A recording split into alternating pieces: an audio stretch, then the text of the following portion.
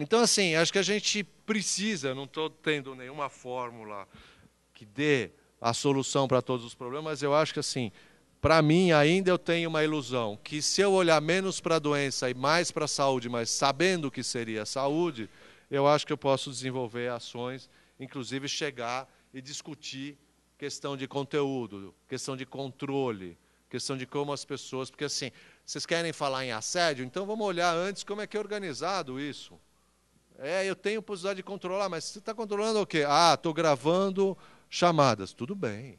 Isso tem que ser tratado com o máximo sigilo, porque se eu pego uma gravação e depois eu vou lá cair em cima de você porque você não falou o script, pelo amor de Deus. E só outra coisa, que eu acho um tema fundamental para todos nós. Eu já falei muito? Eu nem sei. Não. Né? Tudo em ergonomia e tudo na psicodinâmica do trabalho, que tem essas vertentes, porque eu falo em ergonomia, uma ergonomia voltada para a atividade, porque tem umas outras ergonomias que são, de fato, mais cadeirológicas, mas a ergonomia que se ocupa da atividade das pessoas, e mesmo a psicodinâmica do trabalho, tem um fato exemplar e fundamental, que é o seguinte: ninguém, apesar de todas as prescrições que existem no trabalho, ninguém consegue, de fato, trabalhar se cumprir todas as prescrições. Tudo que está escrito, as empresas estão começando a escrever menos porque eles perceberam que é besteira. Aí tem as ISO da vida, que é outra forma de engessar o trabalho. Mas tudo bem. O que é importante é o seguinte: se eu parar de, vou dizer um termo meio pesado aqui, de transgredir o que está escrito na prescrição, eu não produzo em muitas situações. Eu não tenho os exemplos característicos aqui, mas eu me lembro muito bem, em centrais de atendimento, tinha umas coisas assim, que se o cara não desse uma gambiarrada em algumas coisas, não fazia. Não fazia. E se seguisse a prescrição, o próprio cliente falava: mas peraí, eu estou falando com um robô? Porque ficava aquele papo, né, aquela conversa, papo de aranha, né, aquela conversa formal, sem nenhuma interlocução, né, com o cliente. Na verdade, qualquer relacionamento tem um mínimo, entonação de voz, o que você quer dizer, e você só pode ter isso quando você sente que você está falando algo que faz sentido, que é verdadeiro. Então, assim, a gente sempre brincava, eu fico brincando com os meus alunos de engenharia, falo assim: e aí, moçada, o que o patrão teme mais os trabalhadores? É greve, greve. Eu falei: greve nada.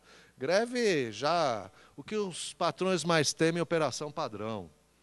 Ou como o francês chama, a greve do zelo. Quer dizer, quando eu paro de zelar, quando eu paro de correr risco de fazer algo que não está prescrito, tudo para.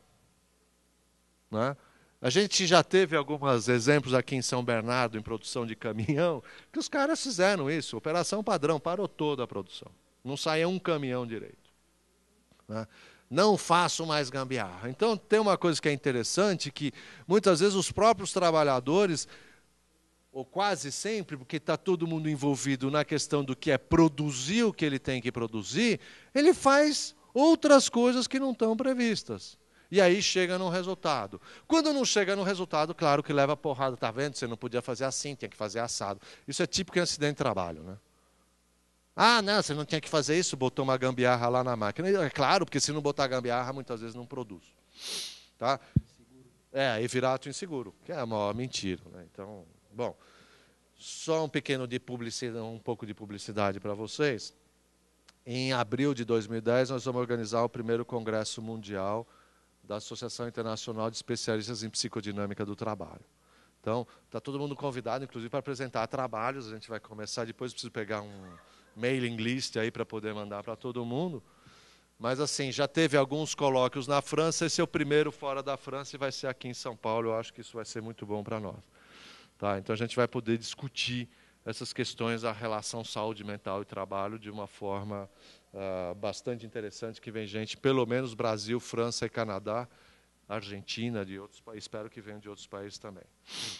E outra coisa, aquilo que eu já tinha falado para o Plínio também, nós estamos fazendo uma pesquisa bastante grande, principalmente em centrais de atendimento, mas não é exclusiva, que é com relação àquilo que eu falei para vocês, que as pessoas muitas vezes são obrigadas a não falar exatamente o que elas estão pensando, quer dizer, então tem que não, né, vão mentir, né? Quer dizer, na verdade a pessoa muitas vezes é obrigada a não dizer o que de fato está ocorrendo.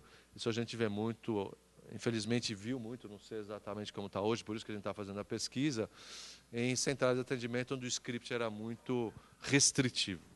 Tá? Então, acho que é legal, depois, se a gente tiver algumas pessoas que queiram discutir com a gente. E, por outro lado, também assim, é instar ao máximo esse debate, até porque quanto mais a gente conhecer de fato o trabalho das pessoas, eu acho que mais ideias a gente pode ter para poder agir no espaço público com relação à transformação desse trabalho. Tá bom? Acho que era isso que eu queria apresentar para vocês, aí a gente pode discutir.